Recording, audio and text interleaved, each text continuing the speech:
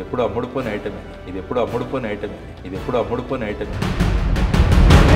జనసేన నుంచి బయటకు వచ్చిన తర్వాత కొత్త పార్టీ తీసుకోవడానికి రావాలని ఒక ఆలోచనకి మధ్య సార్ నేను స్ట్రైట్గా అడుగుతాను సార్, కాపులు మీ వైపు ఉన్నారా, జనసేన వైపు ఉన్నారా? సమాజంలో అందుకనే డాక్టర్ బాబాసాహెబ్ అంబేద్కర్ చెప్పారు, ఇప్పుడు రాజకీయాల్లో ఎప్పుడు కూడా. సార్ ఈ మధ్య వైసీపీ మీద విపరీతమైన పొగడ్తల వర్షం కురిపించారు, దీని భావం ఏంటి? నేను వైసీపీ మీద ఎప్పుడు కురిపించాను, సో వైసీపీ ప్రభుత్వం మీద కురిపించారు. ప్రభుత్వం మీద కాదు, జగన్మోహన్ రెడ్డి మీద అన్నారు. ఓన్లీ నేను మెచ్చుకున్నది రెండింటి గురించి అంటే మీ రెండు గురించి మాట్లాడినప్పుడు అధ్వానంగా ఉన్న రోడ్ల గురించి మీరు మాట్లాడి ఉండి జగన్మోహన్ రెడ్డి పాలన గురించి విమర్శలు చేసి ఉంటే ఓకే మీరు న్యూట్రల్ ప్లాట్ఫామ్ ఉండొచ్చని చెప్పొచ్చు. ఎందుకు ఇవ్వాలి? ఏపీలో మేజర్ ఇష్యూస్ ఏంటంటే Polavaram, railway zone, steel plant, special status. 3 అంశాలు కేంద్రంతో ముడిపడి ఉన్నాయి, కానీ కేంద్రాన్ని ప్రశ్నించే దమ్ము వైసీపీ ప్రభుత్వానికి లేదు, టీడీపీకి కూడా లేదు సార్. మీరు ఆ భరోసా కల్పిస్తారా, నాకు ఓటు వేస్తే నేను కేంద్రం మెడలు వంచుతాను అని చెప్పి? వంచుతాను అని చెప్పడం VV Lakshmi Narayana IPS, Indian police service 1990 batch, CBI joint director గా ఎన్నో హై ప్రొఫైల్ కేసులను ఛేదించిన సిన్సియర్ పోలీస్ ఆఫీసర్. ఈ పవర్ఫుల్ పోస్ట్ కు గుడ్ బై చెప్పి పవర్ పాలిటిక్స్ లోకి దిగిన ఈ మాజీ పోలీస్ బాస్ జై భారత్ నేషనల్ పార్టీ పేరుతో ఒక కొత్త పార్టీని నెలకొల్పారు.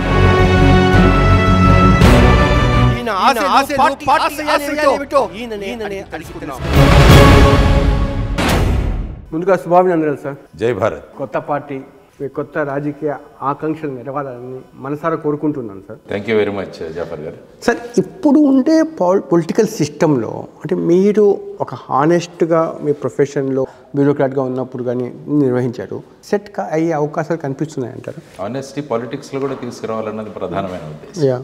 ఆనెస్టీ అన్నది ముందు పొలిటిక్స్. అంటే గొప్ప ఆలోచనలు వినడానికి బాగుంటాయి కానీ ఆచరణ చేయడానికి జనాలు సిద్ధంగా ఉన్నాయంటారా? జనాలను మార్చడానికి, జనాల్లో చైతన్యం తీసుకురావాల్సిన అవసరం చాలా ఉంది. ఇప్పటికే మీ మీద ఆల్రెడీ ఆ వాగ్బాణాలు స్టార్ట్ అయినాయి. మీరు పొలిటికల్ పార్టీ పెట్టలేదు, మీతో వేరే వాళ్ళు పెట్టించారు అని చెప్పడానికి మీ సమాధానం ఏంటి? ప్రజలు పెట్టించారు పార్టీ. నేను క్లియర్గా చెప్పాను, ఈ పార్టీ పెట్టలేదు, ప్రజల్లోంచి పుట్టిందని చెప్పాను. చెప్తుంది కరెక్టే. వైసీపీ మీ వెనకాల లేదంటారా?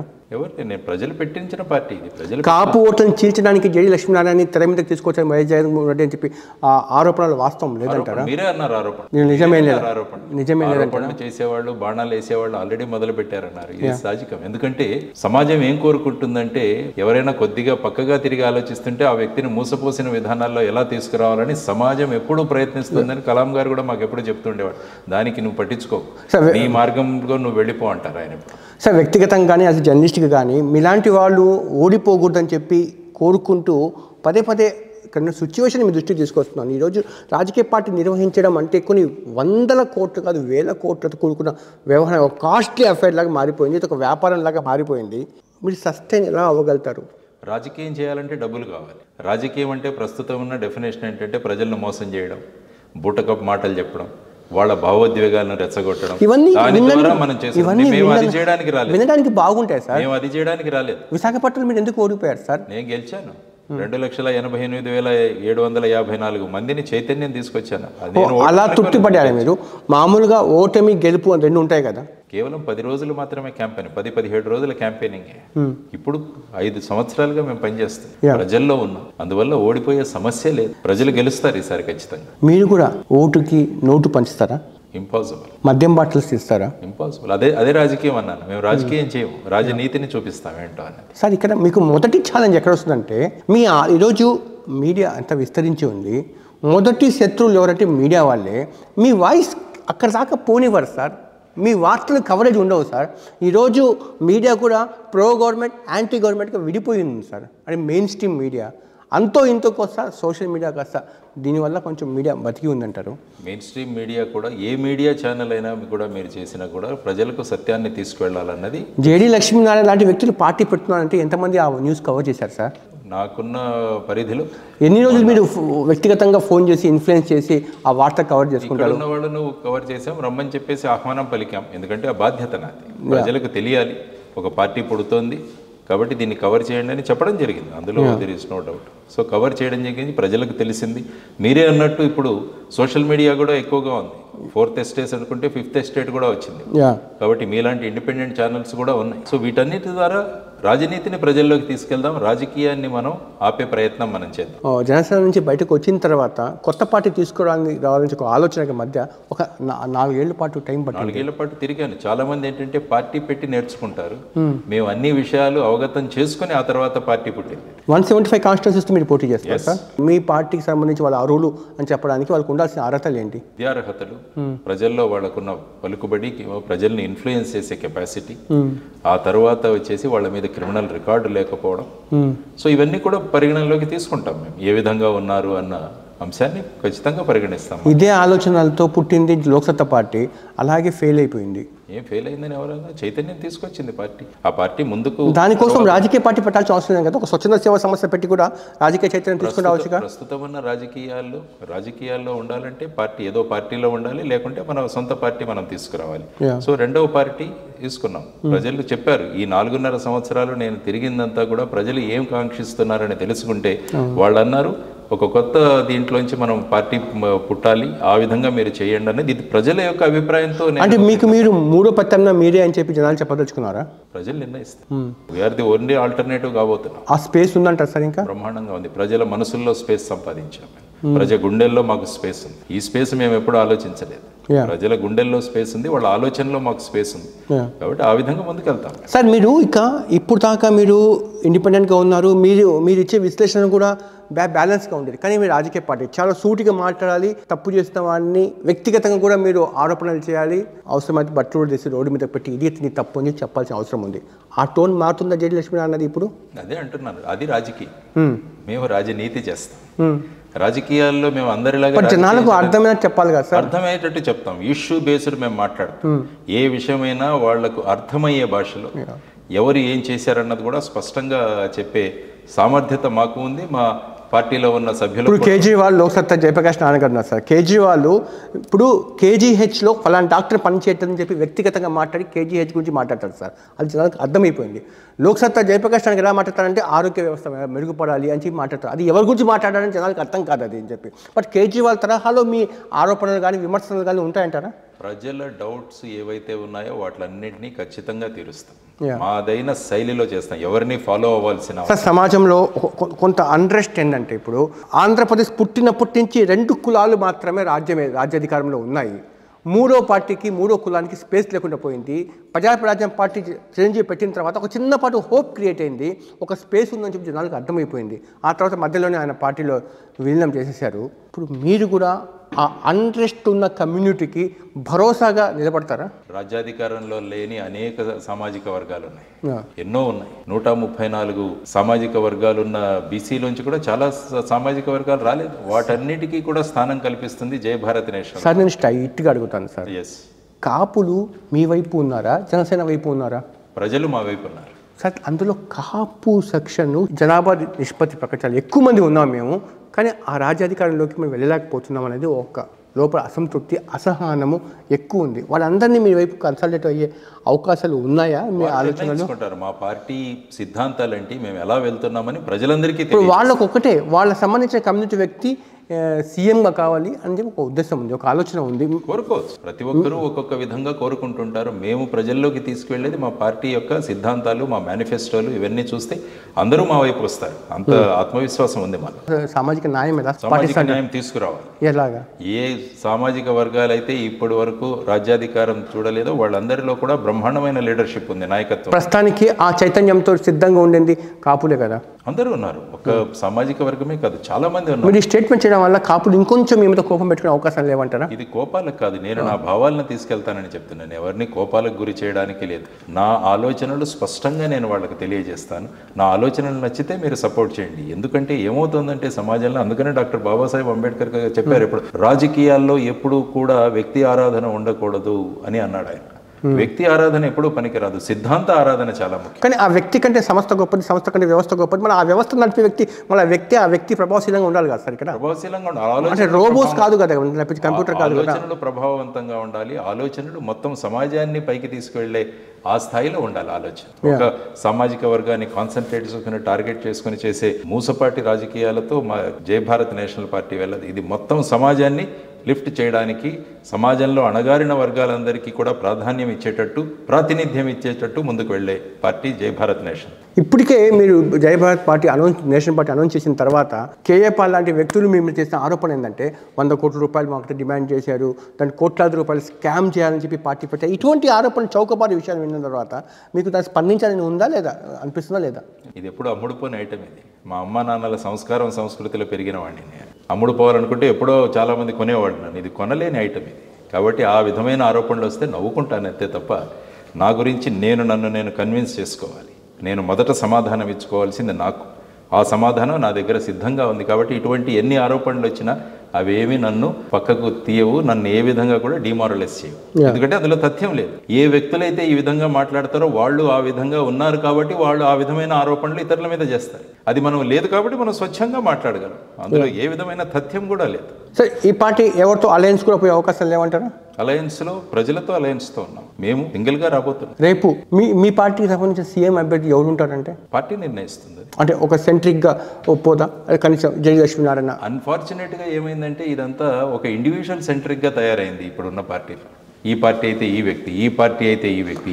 రీజనల్ పార్టీలు అంతా ఇది నడుస్తుంది కదా. అంతే, రీజనల్ పార్టీలు అలాగే నడుస్తున్నారు. మాది మూసపోసిన రాజకీయాలు కాదనే చెప్పాను. మిగతా పార్టీలు ఇలా ఉన్నాయి కాబట్టి మన దాంట్లో కూడా ఈ విధంగా ఉండాలని నియమావళి. పార్టీలో ప్రజాస్వామ్యం ఉండడం చాలా అవసరం. మీరు ప్రజాస్వామ్యం కోసం మాట్లాడుతుంటే ముందు పార్టీలో ప్రజాస్వామ్యం ఉండాలి కదా. పార్టీలో అందరూ ఎన్నుకోవాలి కదా.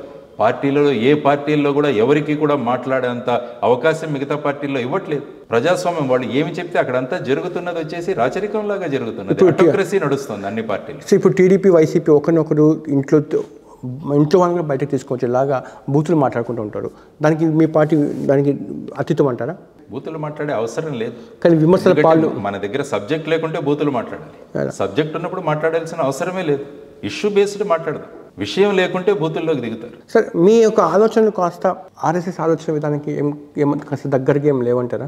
నా ఆలోచనలు ఎప్పుడూ కూడా ప్రజలు చైతన్యవంతంగా ఉండాలి, ప్రజలు బాగుండాలి, సమాజం బాగుండాలి. ఇది నేను కోరుకుంటాను. ఈ ఆలోచనలు ఎవరికి ఉన్నా కూడా వాళ్ళు వాళ్ళ ద్వారా అన్వయించుకోవచ్చు. అంటే మీ వెనకాల నడిపించే వాళ్ళు భారతీయ జనతా పార్టీ సంబంధించిన ముఖ్యమైన నేతలు ఉన్నారు అని చెప్పిన ఒక విమర్శ మీరే చెప్పారు. ఆరోపణలు, ఇది కూడా వన్ ఆఫ్ ది ఆరోపణ, ప్రచారం ఆరోపణ. అందులో ఏమాత్రం తథ్యం లేదు. ఎందుకంటే నా కాన్షియస్ నాకు తెలుసు. I'm very clear with my consciousness. కాబట్టి దీనిలో ఎటువంటి తథ్యం లేదని స్పష్టంగా చెప్పగలను. జన సైనికులు ఏం కోరుకుంటారు అని అనుకుంటారు? అది జన సైనికులు చెప్పాలి. ఒకప్పుడు మీరు జనసేనలో పనిచేసి వచ్చారు. I'm not in Janasena party. అంటే జన సైనికుల్లో ఎంతకాలం పల్లకి మోయడానికైనా పల్లకిలు కూర్చోడానికి కాపులు పనికిరారా అన్నది వాళ్ళకు ఒక సెంటిమెంట్గా మారిపోయింది, ఒక ఎమోషన్గా మారిపోయింది అది అంతే అని చెప్పి. వాళ్ళ ఆకాంక్షలు తీరడానికి అవకాశాలు లేవంటారా?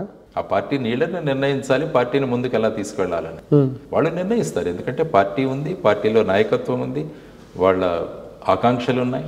ఆ ఆకాంక్షలను ఎలా నిజం చేయాలన్నది పార్టీ. జనసేనకు సంబంధించిన మైనర్ ఓట్ షేరు, టీడీపీకి సంబంధించి మేజర్ ఓట్ షేర్ కదా. జనరల్గా మేజర్ ఓట్ షేర్ ఉండే వాళ్ళే సీఎం అభ్యర్థిగా ఉండాలని చెప్పి కూడా ఒక పొత్తు ధర్మం కూడా చెప్తుంది కదా. ఆ విధంగా మరి పొత్తు ధర్మం వాళ్ళు ప్రకటించాలి. పొత్తు ధర్మం ఏంటి అని అప్పుడు క్లారిటీ వస్తుంది అందరికీ. ఓకే, మీకు ఒక దశలో సీఎం అభ్యర్థి నేనంటారు పవన్ కళ్యాణ్ గారు, ఒక దశలో నేను సీఎం రేసు లేదని చెప్పి ఈ కన్ఫ్యూజన్ కూడా జనాలకి ఉందంటారా? అది కాపు కమ్యూనిటీలో కానీ జన సైనికుల్లో కానీ వాళ్ళు నిర్ణయించుకోవాల్సిన అవసరం ఉంది. ఎప్పుడు ఏం మాట్లాడుతున్నారో వాళ్ళ లీడర్స్ నిర్ణయించుకోవాల్సింది ప్రజలు చాలా తెలివైన వాళ్ళు కరెక్ట్ అయిన నిర్ణయాలు తీసుకుంటారు. మనం మాట్లాడే ప్రతి మాటలో కూడా ఉన్న అర్థాన్ని, దాని వెనకాల ఉన్న అర్థాన్ని కూడా అర్థం చేసుకునేవాళ్ళు. ఎందుకంటే ఓటర్లు చాలా తెలివిగా ఉంటారు. ఎందుకంటే అసెంబ్లీ ఎలక్షన్లు, పార్లమెంట్ ఎలక్షన్లు సైమల్టేనియస్గా జరుగుతున్నప్పుడు అసెంబ్లీకి కొంతమందిని ఎన్నుకుంటారు, పార్లమెంట్కి వేరే వాళ్ళని ఎన్నుకుంటారు. కాబట్టి ప్రజలు they are very very clear. Delhi తీసుకుంటే ఫర్ ఎగ్జాంపుల్ ఆమ్ ఆద్మీ పార్టీ అసెంబ్లీలో బ్రహ్మాండంగా విజయం సాధించింది. అదే లోక్సభలో జరిగితే 7-7 భారతీయ జనతా పార్టీ గెలిచింది. కాబట్టి ప్రజలు ఎవరి నుంచి ఏం కావాలి అన్నది వాళ్ళకు స్పష్టమైన అభిప్రాయం ఉంటుంది. కాబట్టి ప్రజల view points are very very clear. కాబట్టి వాళ్ళు రేపు బ్యాలెట్ ద్వారా వాళ్ళ నిర్ణయం ఏంటో అన్నది వాళ్ళు ప్రకటిస్తారు. జై భారత్ నేషన్ పార్టీకి ప్రధాన పోటీదారులు ఎవరై ఉంటారు ఈ ఎలక్షన్లో? ఎవరైతే ప్రజల స్వేచ్ఛను హరిస్తున్నారు, ఎవరైతే ప్రజలకు శాంతియుత జీవనం ఇవ్వట్లేదు, ఎవరైతే ప్రజల యొక్క కాంక్షలను అణిచివేస్తున్నారో వీళ్ళందరూ మా ప్రత్యర్థులు అవుతారు. ప్రజలు ప్రత్యర్థులు ఎవరు, ప్రజలకు ప్రత్యర్థులు ఎవరు అనేది వాళ్ళు గత ఎలక్షన్లో చూపించారు, ఈ ఎలక్షన్లో కూడా చూపించబోతున్నారు. అంటే ఈ రకమైన లక్షణాలు ఉన్న రాజకీయ పార్టీలు ఏమున్నాయి ఆంధ్రప్రదేశ్లో? మీకే తెలియాలి, ప్రజలు నిర్ణయించుకోండి. నేను స్పష్టంగా తెలియజేసి నాలో క్లారిటీ ఉంది, ఈ వింటున్న వీక్షకులకు కూడా క్లారిటీ ఉంది. అంటే మీకు టీడీపీకి మీకు వైసీపీకి సమాన దూరం ఉంటుందా సార్? ఎస్, సమాన దూరం ఉంటుంది. There is no doubt about it. అంటే రేపు మీ పార్టీకి సంబంధించిన ఎమ్మెల్యేలకు కొంతమంది గెలిచిన తర్వాత అదేవిధంగా రేపు హంగు ఏర్పడితే మీరు ఎటువైపు మొగ్గు చూపే అవకాశం ఉందా? టీడీపీ కూటమి వైపు మొగ్గు చూపుతారా? ఆ సమయంలో పార్టీ నిర్ణయిస్తుంది ఏం చేయాలని. ఎక్కడ చిక్కకుండా మాట్లాడుతున్నారు? చిక్కడం కాదు, నేను నా మనసును మాట్లాడతాను, మీరు చిక్కదలుచుకుంటారు. నేను చిక్కనంటే నేను నా మనసుతో మాట్లాడతాను, మిగతా వాళ్ళు మనసుతో మాట్లాడడం కాబట్టి మీకు చిక్కిపోతాను. అంటే ఇప్పుడు లోకేష్ దొరికిపోయారంటారా? మీ ఇష్టం, అది మీరు ఎలాగైనా అనుకోండి. ఎందుకంటే మనసుతో స్పష్టంగా మాట్లాడుతున్నప్పుడు అందులో ఎక్కడా కూడా ఉండదు. ఎప్పుడైతే మనం మనసును చంపుకొని వేరేది మాట్లాడతామో అప్పుడు దొరుకుతారనమాట జనాలు. కాబట్టి నేను నా మనసును స్పష్టంగా మాట్లాడతాను, ఎందుకంటే క్లారిటీ ఉంది. సరే, ఈ మధ్య వైసీపీ మీద విపరీతమైన పొగడ్తల వర్షం కురిపించారు. దీని భావం ఏంటి? నేను వైసీపీ మీద ఎప్పుడు కురిపించాను. వైసీపీ ప్రభుత్వం మీద కురిపించారు. ప్రభుత్వం మీద కాదు, జగన్మోహన్ రెడ్డి మీద ఎప్పుడు కూడా ఆయన పేరు చెప్పలేదు. నేను ఓన్లీ నేను మెచ్చుకున్నది నాడు నేడు కార్యక్రమం. ఎందుకంటే నేను చదువుకున్న పాఠశాల కూడా మేము చదువుకున్నప్పుడు మొన్న చూసిన దానికి చాలా మార్పు ఉందండి, అది చెప్పాను. తర్వాత ఆరోగ్య సురక్ష అన్నది ఒకటి మొదలు పెట్టారు. ఈ రెండింటి గురించి అంటే మీ రెండు గురించి మాట్లాడినప్పుడు అధ్వానంగా ఉన్న రోడ్ల గురించి మీరు మాట్లాడి ఉండి జగన్మోహన్ రెడ్డి పాలన గురించి విమర్శలు చేసి ఉంటే ఓకే, మీరు న్యూట్రల్ ప్లాట్ఫామ్ ఉండొచ్చని చెప్పొచ్చు. మీరు అవసరం లేదన్నాను, అమ్మఒడి ఇవ్వకూడదు. ఎందుకు ఇవ్వాలి? మీరు మంచి స్కూల్స్ డెవలప్ చేసినప్పుడు ఆటోమేటిక్గా అందరూ కూడా మన స్కూల్స్కు పంపించాలి. దానికి విడిగా మళ్ళీ డబ్బులు ఇవ్వడం ఎందుకు? చెప్పాను ఖచ్చితంగా. రోడ్ల దుస్థితిలో ఉంది, ఇండస్ట్రీస్ రావట్లేదు. వీటన్నిటి గురించి ప్రభుత్వం చేయాలి. కేవలం సంక్షేమం అవసరాలని అభివృద్ధిని పక్కన పెట్టారు. సార్, రేపు మీ అధికారం వచ్చిన తర్వాత మీరు ఖచ్చితంగా ఒక రూల్స్ ఖచ్చితంగా పెడతాను అంటే ప్రతి ఒక్కరు కూడా ప్రభుత్వ స్కూల్స్ని చదవాలి. అట్లీస్ట్ ప్రభుత్వ ఉద్యోగస్తులు, ప్రజాప్రతినిధులు వాళ్ళందరూ ప్రతి ఒక్కరు జబ్బు చేస్తే, ప్రాబ్లమ్స్ వస్తే ప్రభుత్వ ఆసుపత్రి దవాఖానాలకు వెళ్ళాలి, ప్రైవేట్ హాస్పిటల్ వెళ్ళకూడదు. ఇటువంటి ఏదైనా మార్పులు విప్లవాత్మకంగా ఊహించవచ్చా? ఆ విధంగా పాఠశాలలు ఆసుపత్రులను మారుస్తాం కాబట్టి ప్రజలు వేరే వెళ్లాల్సిన అవసరం కూడా ఉండదు. ఆ విధంగా ఇది అందరూ అంటారు సార్, ఇది అట్లీస్ట్ చూపిస్తాం. అందుకనే అన్నాం, మేము రాజకీయం చేయట్లేదని. మేము చెప్పింది చేస్తాం. మిగతా వాళ్ళు కేవలం ఓట్ల కోసం మాత్రమే చెబుతారు కానీ చేయదు. ఇదే జై భారత్ నేషనల్ పార్టీకి మిగతా పార్టీలకు ఉన్న తేడా. మేము చెప్పింది చేస్తాం ఖచ్చితంగా. సార్, యూత్ ఎంప్లాయ్మెంట్ లేక నిరుద్యోగులుగా మారి పక్క ఊళ్ళకు, పక్క రాష్ట్రాలకు, పక్క దేశాలకు వలసపోతున్నారు. భారతదేశానికి ఉపయోగపడాల్సిన టాలెంట్ వివిధ దేశాలపై ఉపయోగపడుతున్నారు. అటువంటి వాళ్ళ జీవితానికి భరోసా ఇచ్చేలాగా మీ పార్టీలో మేనిఫెస్టోలో ఏ అంశాలు ఉంటాయి సార్? మా మేనిఫెస్టో చూడండి, త్వరలో రిలీజ్ కాబోతుంది. 23 లక్షల మంది కొత్త ఓటర్లు ఈసారి ఓటు హక్కును వినియోగించుకుపోతున్నారు. అందరికీ కూడా భరోసా ఇస్తుంది. ఎందుకంటే మన రాష్ట్రానికి ఈ విధంగా ఉపాధి లేకపోవడానికి ప్రధానమైన కారణం ఏంటంటే మనం ప్రత్యేక హోదా తెచ్చుకోలేకపోయాం. ఈ రెండు పార్టీలు ఏవైతే ప్రత్యేక హోదా తెస్తామని కేవలం ఎలక్షన్లకు మాత్రమే ఆ వాగ్దానాన్ని వాడుకున్నారు. స్టేట్ కి సంబంధించి కొన్ని ఇష్యూస్ ఉన్నాయి సార్, మేజర్ ఇష్యూస్. ఒక్కసారి మీరు చెప్పండి సార్. ఏపీలో మేజర్ ఇష్యూస్ ఏంటంటే Polavaram railway zone, steel plant, special status. దీని మీద మీ పార్టీ స్టాండ్ ఏముంటుంది సార్? ఖచ్చితంగా స్పెషల్ స్టేటస్ గురించి ఈరోజే మాట్లాడాను. రెండు పార్టీలు కూడా ప్రజలను కేవలం దీన్ని ఎలక్షన్ స్టంట్ కోసం వాడుకున్నారు కానీ స్పెషల్ స్టేటస్ తీసుకురాలేదు. స్పెషల్ స్టేటస్ ఆంధ్రప్రదేశ్కి రాకపోవడం వల్లనే మీరు అన్నట్టు ఈ ఉపాధి లేదు. ఏం చేశారు అందరూ? 2014వ సంవత్సరంలో భారతీయ జనతా పార్టీ, తెలుగుదేశం, జనసేన పార్టీలు ఈ మూడు కలిసి స్పెషల్ స్టేటస్ తీసుకొస్తామని భారతీయ జనతా పార్టీ వాళ్ళు వాళ్ళ మేనిఫెస్టోలో 10 సంవత్సరాలు మేము స్పెషల్ స్టేటస్ ఇచ్చామని వచ్చిన తర్వాత రాలేదు. ఆ తర్వాత అప్పటి ప్రధాన ముఖ్యమంత్రి గారు ఏమన్నారు? కొన్ని రోజుల తర్వాత స్పెషల్ స్టేటస్ వద్దు, స్పెషల్ ప్యాకేజ్ కావాలన్నారు. కొన్ని రోజుల తర్వాత మళ్ళా యూటర్న్ తీసుకుని మాకు లేదు, అందుకనే ఎన్డీఏలోంచి మేము బయటకు వచ్చేసాము, అవిశ్వాస తీర్మానాన్ని ప్రవేశపెట్టారు, ధర్మ పోరాట దీక్ష దేశాలు స్పెషల్ స్టేటస్ కావాలని. మరి ఎక్కడ తెచ్చారు? రాష్ట్రపతి ఎన్నికప్పుడు మనకు ఎంత అవకాశం ఉండింది? రాష్ట్రపతి ఎన్నికప్పుడు ఈ రెండు పార్టీలు కనుక మాకు స్పెషల్ స్టేటస్ ఇస్తే తప్ప మేము మీకు ఓటు వేయమని చెబితే స్పెషల్ స్టేటస్ వచ్చేది. ఇప్పుడు మీరు చెప్పిన ఆ స్పెషల్ స్టేటస్ కానీ, రైల్వే జోన్ కానీ, పోలవరం కానీ, ఇవన్నీ స్టీల్ ప్లాంట్ ప్రైవేటీకరణ సంబంధించి ఈ మూడు అంశాలు కేంద్రంతో ముడిపడి ఉన్నాయి. కానీ కేంద్రాన్ని ప్రశ్నించే దమ్ము వైసీపీ ప్రభుత్వానికి లేదు, టీడీపీకి కూడా లేదు సార్. మీరు ఆ భరోసా కల్పిస్తారా? నాకు ఓటేస్తే నేను కేంద్రం మెడలు వంచుతాను అని చెప్పి. వంచుతాను అని చెప్పడం కాదు, నిజంగా వంచుతాం కూడా.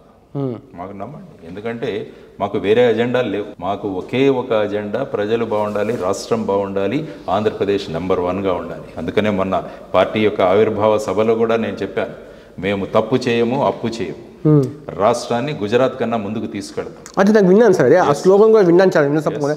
అప్పు చేయకుండా ఎలా రాష్ట్రం అభివృద్ధి అవుతుంది సార్? అభివృద్ధి చేయగలిగితే ఎకానమీకి ఎంత స్కోప్ ఉంది మనకు? అంటే మళ్ళీ మొత్తం taxes పెంచుతారా?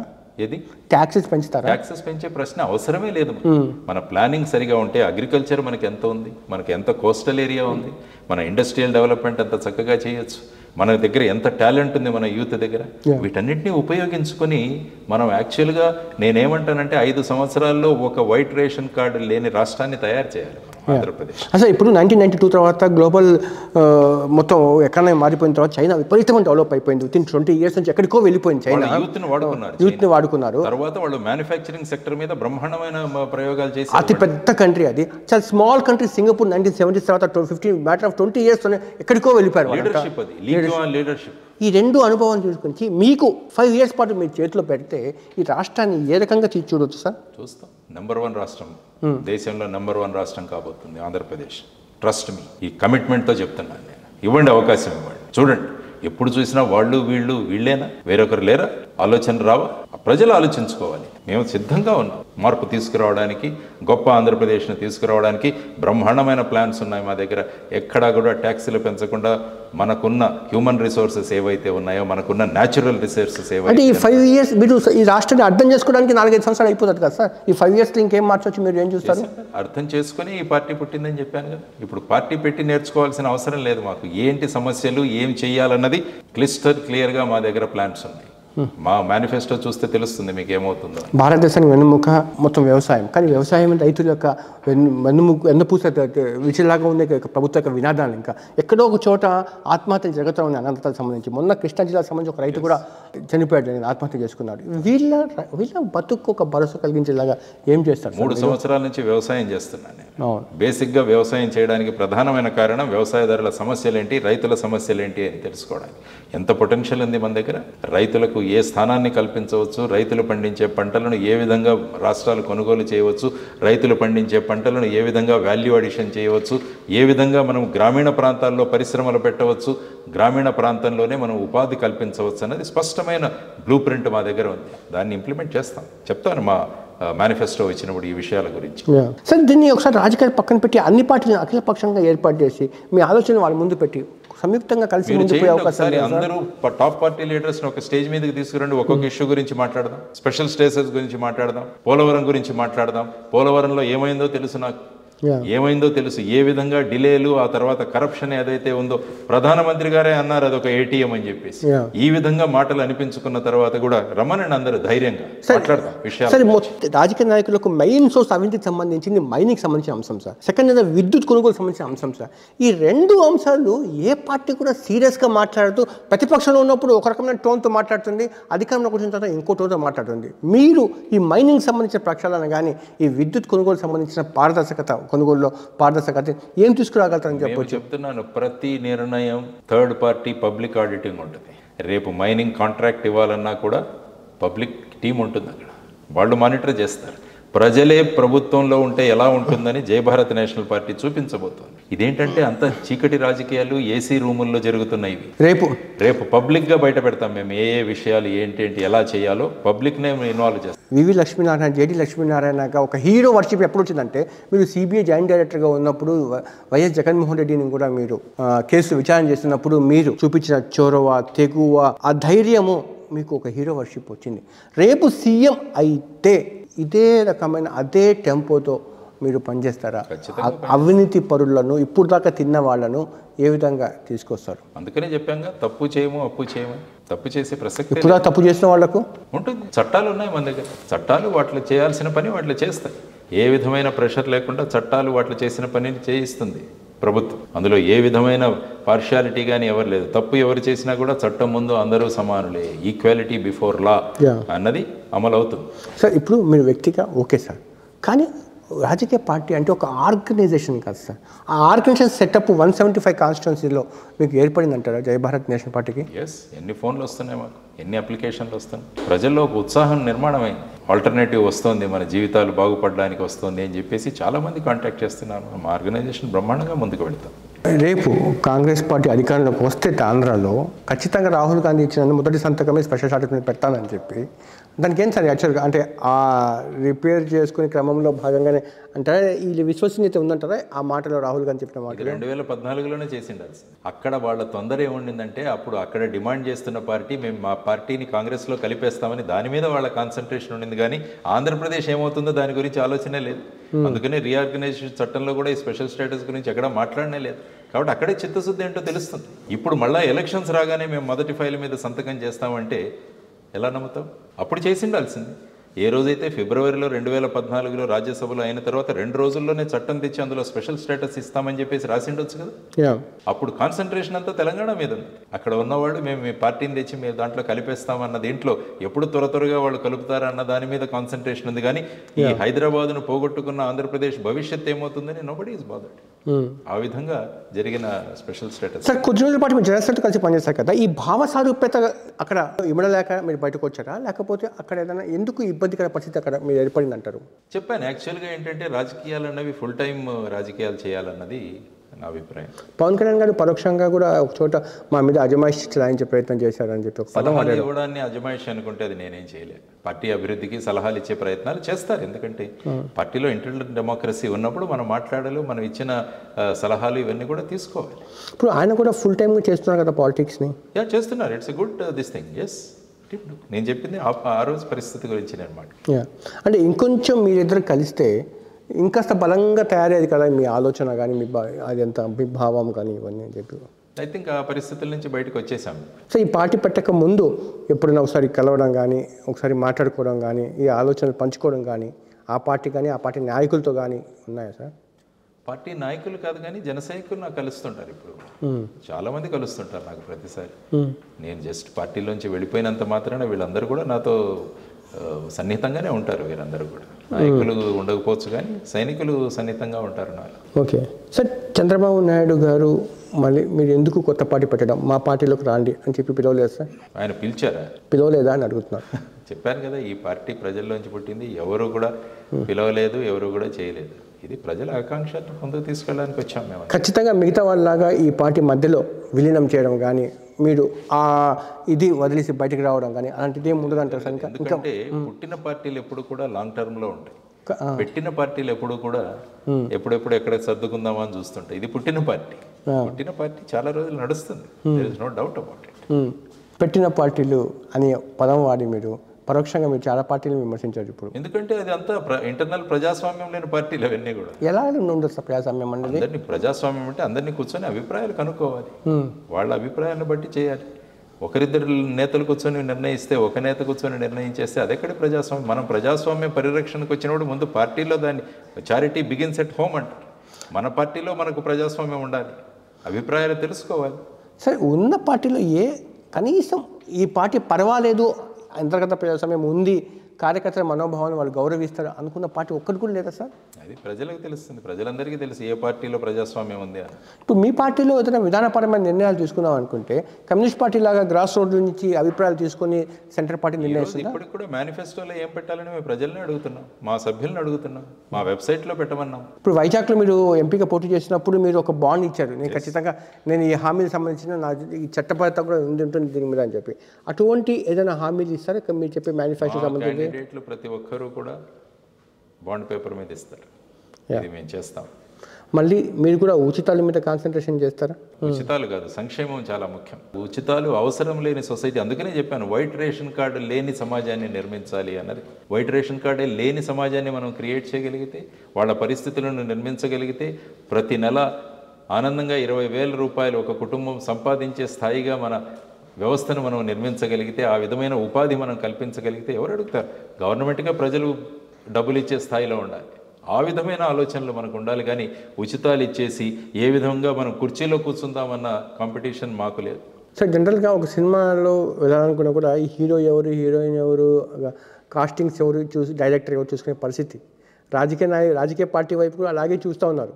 Okay, JD Lakshminarayana okay ప్రభావశీలంగా టాల్ లీడర్, టాల్ పర్సనాలిటీ.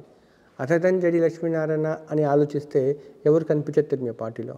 ఉప్పు సత్యాగ్రహంలో గాంధీ గారి వెంట మొదట 72 మంది మాత్రమే ఉన్నారు. ఆ తర్వాత 6 లక్షలు అయ్యారు. ఈ పార్టీ ఇప్పుడు 7 రోజులైంది, చిన్న పసిబిడ్డ అయింది. విశేషమైన అనుభవంతో వచ్చిన పార్టీ. సార్ ఎవరు కూడా ఎందుకు ఈ సాహసం చేస్తున్నారు అని చెప్పి మిమ్మల్ని డిసప్పాయింట్ చేయడం కానీ అలాగేం చేయలేదు సార్? చాలామంది ఉన్నారు, కానీ మా అమ్మ చెప్పింది సాహసం చేయను అని. మా అమ్మ ఆశీర్వాదాలు ఉన్నాయి. చీకటి ఉన్నప్పుడు ఒక చిన్న చిరుదీపం పెట్టమంది మా అమ్మ, ఎప్పుడు చీకటిని తిట్టొద్దని. ఆ ధైర్యం ఉంది, వెళ్ళు ముందుకి. రేపు మీ మనవాళ్ళు మనవరాళ్ళు నిన్ను అనకూడదు, తాత నువ్వేం చేసావు ఈ సమాజం ఇలా అవుతున్నప్పుడు. వాళ్ళ ముందు తల దించుకునే పరిస్థితి నాకొద్దు. ధన్యవాదాలు సార్. Thank you. జై భారత్. ధన్యవాదాలు సార్. నమస్తే, నేను మీ జాఫర్. మీకు నేను మా టీం చేసే వర్క్ నచ్చితే మీరు సబ్స్క్రైబ్ చేయడం మర్చిపోవద్దు. సబ్స్క్రైబ్ చేయడంతో పాటు పక్కన ఉండే బెల్ ఐకాన్ కూడా ప్రెస్ చేయండి.